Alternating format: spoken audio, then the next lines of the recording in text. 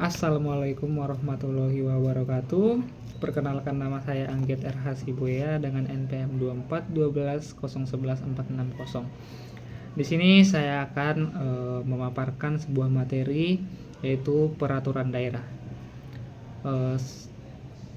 Apa sih pengertian dari atau definisi dari peraturan daerah itu? Peraturan daerah adalah instrumen yang sah yang diberikan kepada pemerintah daerah dalam menyelenggarakan pemerintahan di daerah secara konstitusional.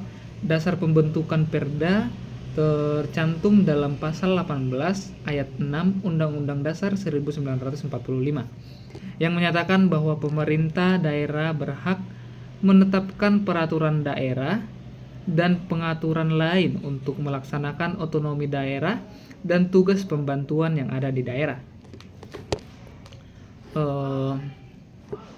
Kemudian Perda terbagi menjadi dua jenis, yaitu Perda Provinsi yang dibentuk oleh DPRD Provinsi dengan persetujuan Gubernur, serta Perda Kabupaten Kota yang dibentuk oleh DPRD Kabupaten Kota dengan persetujuan Bupati ataupun Wali Kota.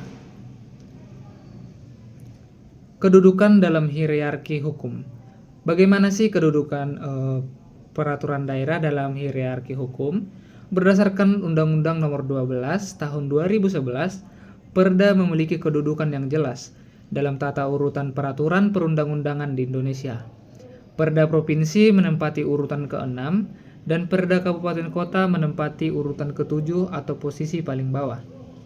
Karena posisinya tersebut, berlaku asas lex superior derogat legi inferior, yang berarti Perda tidak boleh bertentangan dengan peraturan yang hierarkinya lebih tinggi seperti peraturan presiden, peraturan pemerintah, undang-undang hingga undang-undang 1945. Lalu, apa fungsi dan materi muatan yang ada dalam peraturan daerah? Fungsi utama peraturan daerah adalah sebagai instrumen kebijakan untuk melaksanakan otonomi daerah dan tugas pembantuan yang ada di daerah.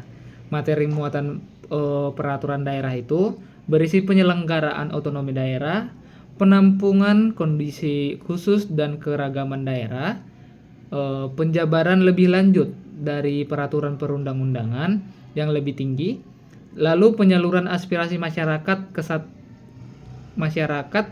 daerah dalam koridor negara kesatuan Republik Indonesia. Ada 5 tahapan pembentukan peraturan daerah. Proses pembentukan Perda bukan sekadar prosedur birokrasi, melainkan mekanisme hukum untuk menjamin kualitas produk hukum daerah melalui 5 tahapan. Yang pertama itu adalah tahap perencanaan. Perencanaan merupakan penyusunan program pembentukan peraturan daerah atau Propemda atau Propemperda yang dikoordinasikan oleh DPRD dan pemerintah daerah. Yang kedua ada penyusunan. Penyusunan merupakan pembuatan draft perancangan Perda atau biasa disebut sebagai Raperda yang wajib disertai dengan naskah akademik atau NA sebagai landasan ilmiah, filosofis, sosiologis, dan yuridis. Dan yang ketiga itu ada pembahasan. Pembahasan ini merupakan pembicaraan antara DPRD dengan kepala daerah untuk mendapatkan persetujuan bersama dengan draft yang telah disampaikan sebelumnya. Kemudian itu langkah atau tahapan yang keempat adalah penetapan atau pengesahan. Penetapan atau pengesahan ini merupakan proses penandatanganan Raperda yang telah disetujui oleh kepala daerah. Yang tahapan terakhir adalah pengundangan. Pengundangan ini merupakan penempatan Perda dalam lembaran daerah agar sah dan memiliki daya ikat secara publik. Kemudian, apa sih tantangan naskah akademik dan partisipasi publik dalam kualitas sebuah peraturan daerah? Sangat ditentukan oleh dua hal yang tadi. Dua hal utama ini merupakan naskah akademik dan partisipasi publik. Yang pertama itu adalah naskah akademik.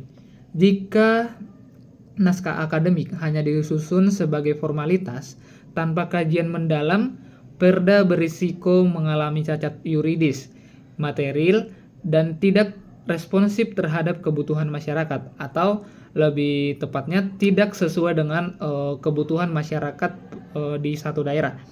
Kemudian partisipasi publik. pada pasal 96 Undang-Undang 12 tahun 2011 menjamin hak masyarakat untuk memberikan masukan secara lisan maupun tulisan tanpa partisipasi bermakna atau meaningful participation.